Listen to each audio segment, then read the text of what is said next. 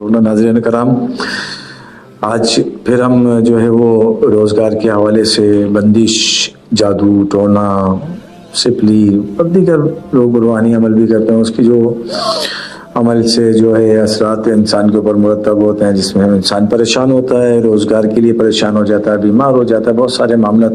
Disturb ہوتے ہیں، کاروبار تباہ ہو جاتا ہے۔ تو ناظرین، آج جو ہم یہ نقش بتا رہے ہیں آپ کو، یہ بہت زبردست ہے۔ روزگار کو عمل کے ذریعے بانا ہو